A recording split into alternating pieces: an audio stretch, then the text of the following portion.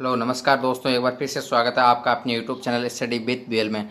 दोस्तों हमारी सीरीज चल रही थी टॉप साइंस के महत्वपूर्ण टॉप 500 क्वेश्चन की।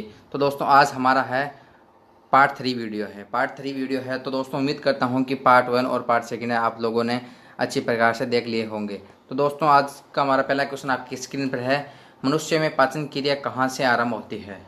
तो मनुष्य की पाचन क्रिया आरंभ होती है, ये बताना है कि कहाँ से स्टार्ट होती है। तो इसका राइट आंसर हो जाएगा, वो हो जाएगा हमारा मुख। यानी मनुष्य की पाचन क्रिया है वो हमारे मुख से स्टार्ट होती है। तो देखो, यदि बात करें कि पाचन में आने वाले अंगों की, तो पाचन में आने वाले अंग कौन कौन से आते हैं।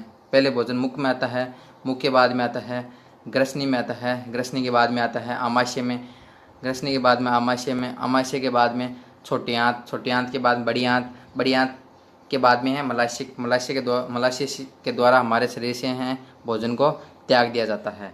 तो दोस्तों उम्मीद करता हूँ कि आप लोग अच्छी प्रकार से इन क्वेश्चनों को देखते होंगे। दोस्तों आप अगला क्वेश्चन आपकी स्क्रीन पर है, मानव की पाचन नली लगभग कितने फीट लंबी होती है। तो आपको बताना है कि जो मनुष्य की पाचन नली है, जिसको एलिमेंट्री कैनाल भी बोला जाता है या जिसको आहार नाल भी बोला जाता है, यानी पाचन नली को आहार नाल भी बोला जाता है, आहार नाल, या जिसको इंग्लिश में बोले तो एलिमेंट्री कैनल। तो आपको बताना है कि इसकी लंबाई कितनी होती है। तो हमारे आहार नाल की लंबाई होती है, वो होती है 32 फीट। 32 फीट लंबी होती है आहार नाल, यानी हमारे मुख से लेकर हमारे मलाशय तक की जो टोटल फूड पाइप है, फूड पाइप की लंबाई है वो 32 फीट होती है, और वे ये कहलाती है आहार नाल कहलाती है।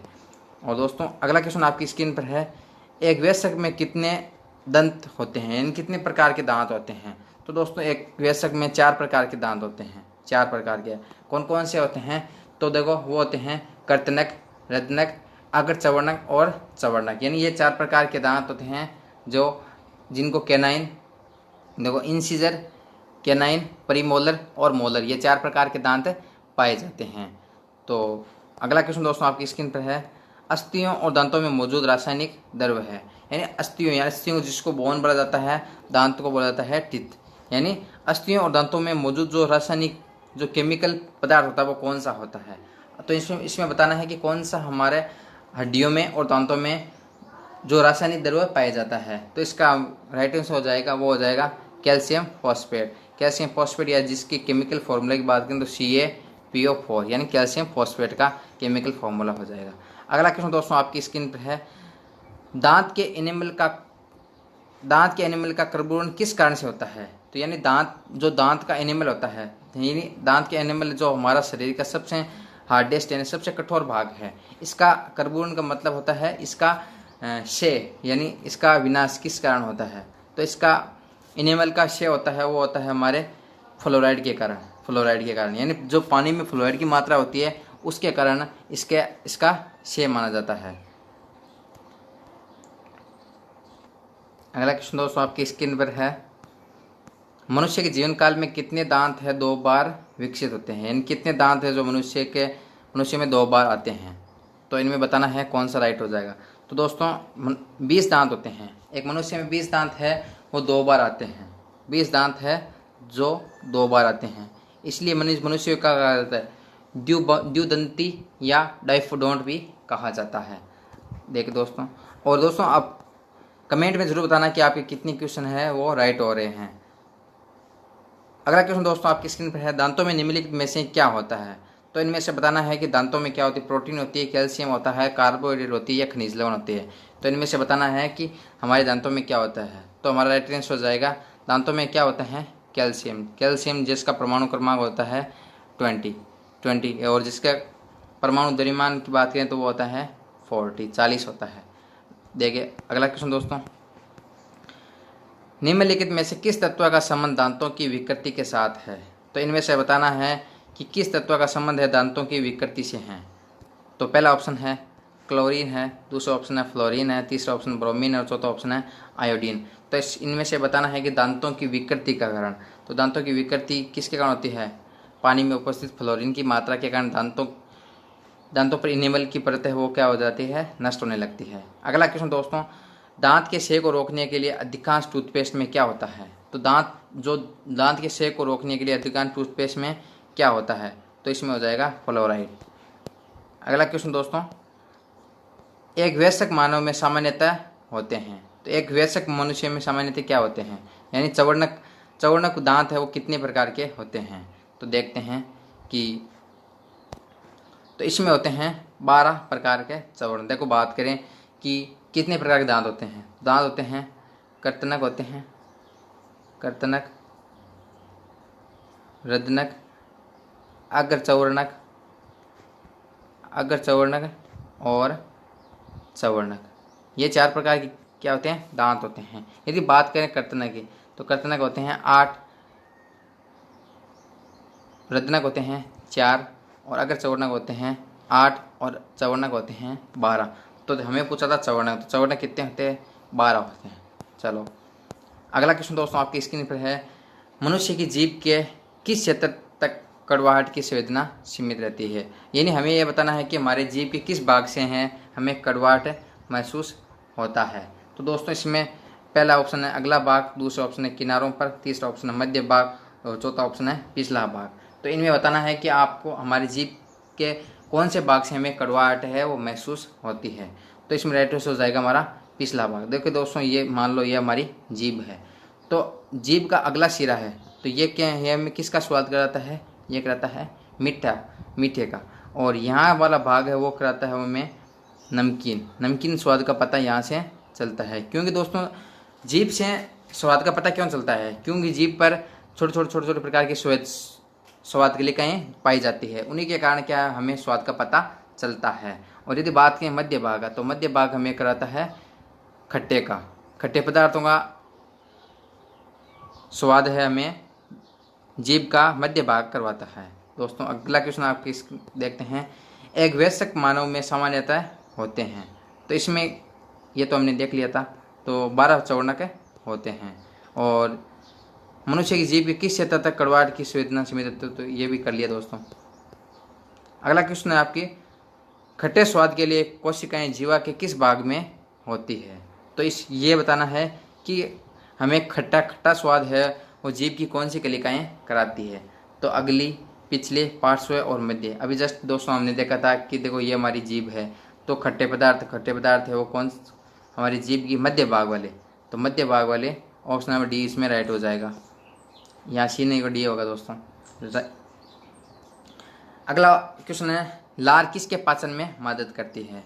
तो इसमें बताना है कि लार जिसको स्लाइवरी बोलते हैं, ये किसके पाचन में मदद करती है, वसा, स्टार्च, प्रोटीन और विटामिन। तो इनमें से बताना है कि लार किसके पाचन में है मदद करती है। तो देखते हैं, लार है वो करती है हमारे स्टार्च, यानी स्टार्च या जिसको मंड भी बोला जाता है, या स्टार्च या मंड के पाचन में है मदद करती है। दोस्तों अगला क्वेश्चन तो आपकी स्क्रीन पर है, लार में कौन सा एंजाइम है पाया जाता है। तो इनमें से बताना है कि लार में कौन सा एंजाइम है पाया जाता है। पहला रेनिन, टाइलिन, टेनिन और रेजिन। तो इनमें से बताना है कि कौन सा एंजाइम है वो हमारे लार में पाया जाता है। तो दोस्तों हमारे लार में पाया जाने वाला एंजाइम कौन सा है, वो है टाइलिन है, ये हमारे लार में पाया जाने वाला एंजाइम है। तो ये क्या करता है, ये हमारे लार में पाया जाता है और ये स्टार्च या मंड का पाचन करता है, ये दोस्तों बात करें रेनिन की, तो ये रेनिन क्या करता है, ये करता है दूध का पाचन। दूध में उपस्थित कौन सी प्रोटीन होती है, दूध में प्रोटीन होती है कैसिन प्रोटीन का पाचन किसके द्वारा होता है, रेनिन एंजाइम के द्वारा होता है। अगला क्वेश्चन दोस्तों आपकी स्क्रीन पर, निम्न में से कौन सा लार का लाभ नहीं है, यानी इनमें से बताना है कि कौन सा है वो हमें लार से होने वाला प्रॉफिट नहीं है। तो इनमें देखिए पहला ऑप्शन है ये निगलने में मदद करती है, तो ये सही है। ये शरीर में आरबीसी की वृद्धि करता है। तो दोस्तों लार है वो आरबीसी में वृद्धि नहीं करती है। यह मुख और दांतों को साफ करती है, ये भी सही है। और यह होठों तथा जीवा की गति को अनुकूल बनाए रखती है, तो ये भी सही है। तो इनमें से ऑप्शन नंबर बी राइट हो जाएगा। अगला क्वेश्चन दोस्तों, डाइस्टेज एंजाइम का स्रोत है। तो इनमें बताना है कि डाइस्टेज एंजाइम का स्रोत है कौन सा है। पहला लार ग्रंथि, दूसरा अमाशय, तीसरा यकृत और चौथा है अग्नाशय। तो इनमें से बताना है कि डाइस्टेज एंजाइम का स्रोत है वो कौन है, तो वो है लार ग्रंथि। अगला क्वेश्चन दोस्तों आपके, अमाशय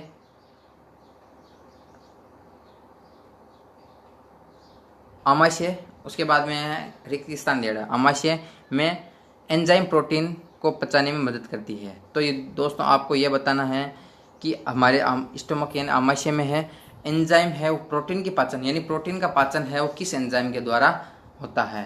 तो हमें यह बताना, पहला ऑप्शन है ट्रिप्सिन, दूसरा ऑप्शन है पेप्सिन, तीसरा ऑप्शन है लार एमिलेस और चौथा ऑप्शन है अग्नाशय नली। तो इनमें से बताना है कि आमाशय में एंजाइम का प्रोटीन है वो किसके द्वारा होता है। तो यह होता है हमारे पेप्सिन, यानी पेप्सिन एंजाइम है वो हमारे आमाशय में उपस्थित एंजाइम है जो प्रोटीन का आंशिक पाचन करता है। प्रोटीन का आंशिक पाचन, दोस्तों ये क्वेश्चन बहुत से एग्जाम में देखने को मिलता है कि प्रोटीन का आंशिक पाचन कहाँ होता है। तो इसका राइट आंसर हो जाएगा आमाशय। लेकिन दोस्तों बात करें प्रोटीन के पूर्ण पाचन की, तो पूर्ण पाचन है या कंप्लीट डाइजेशन होता है वो होता है हमारे छोटी आंत में। छोटी आंत में प्रोटीन का पाचन है वो होता है, जिसमें ट्रिप्सिन एंजाइम द्वारा कंप्लीट पाचन किया जाता है। अगला क्वेश्चन दोस्तों, आमाशय ग्रंथियों की पेप्सिन स्रावी कोशिकाएं है। तो ये क्वेश्चन है, आमाशय ग्रंथियों की पेप्सिन स्रावी कोशिकाएं, पेप्सिन स्रावी कोशिकाएं कौन सी है, आपको ये बताना है।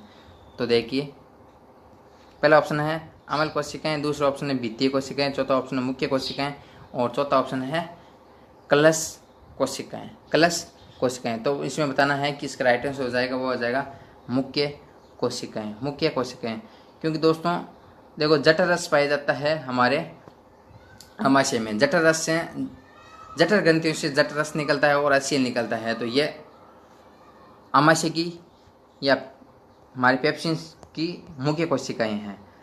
अगला क्वेश्चन दोस्तों आपकी स्क्रीन पर है, निम्न में से किस पाचन अंग में अम्ल होता है। तो इनमें से बताना है कि किस अंग में, जो किस पाचन अंग में है वो अम्ल होता है। तो पहला आमाशय, छोटी आंत, अपेंडिक्स और कोलोन। तो इसमें हो जाएगा आमाशय, क्योंकि दोस्तों हमारा देखो आमाशय में किस पर कौन सी ग्रंथियाँ होती है। आमाशय में होती है जठर ग्रंथियाँ। आमाशय में होती है जठर ग्रंथियाँ, जिससे क्या निकलता है, जठर रस।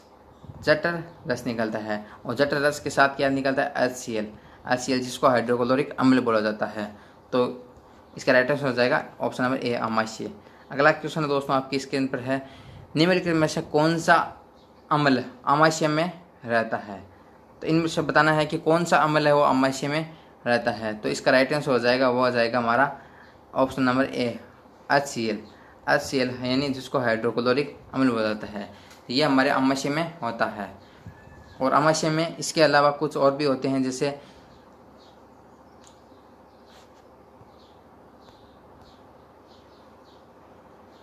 जैसे जठर ग्रंथियाँ और श्लेष्मा इत्यादि आमाशय में होते हैं। अगला क्वेश्चन दोस्तों अगले आपकी स्क्रीन पर है, मवेशी घास निकलने के उपरांत उसे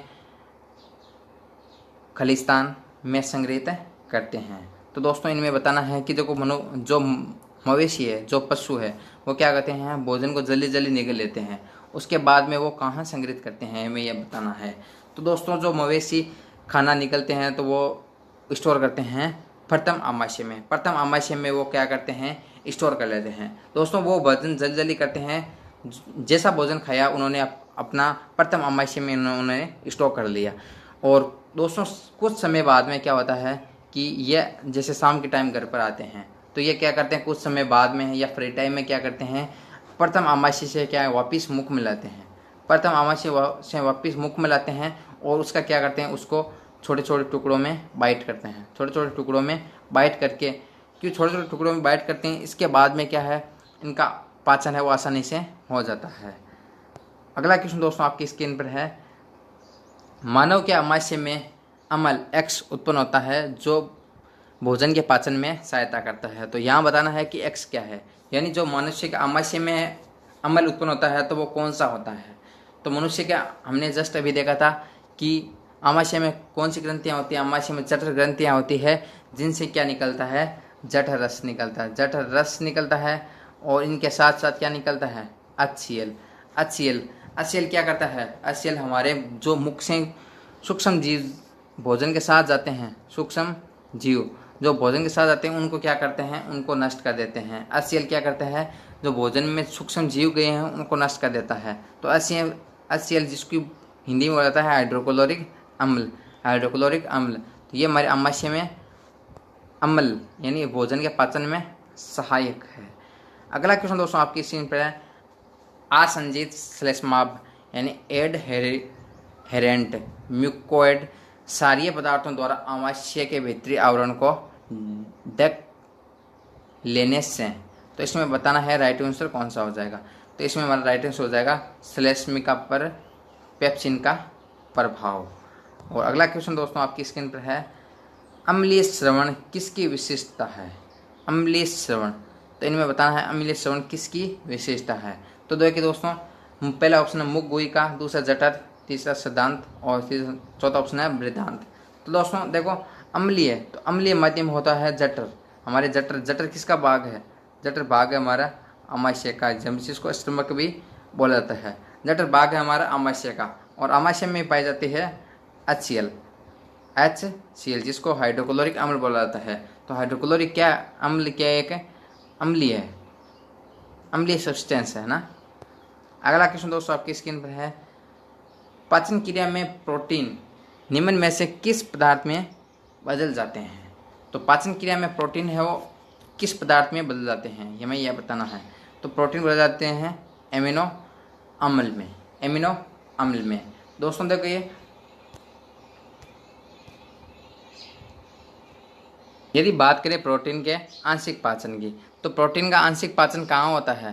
प्रोटीन का आंशिक पाचन, देखो बात हुई हमारे प्रोटीन की, तो प्रोटीन का हमने जस्ट ही देखा था कि प्रोटीन का आंशिक पाचन कहाँ होता है, वो हमारा होता है स्टमक, यानी जिसको आमाशय बोला जाता है।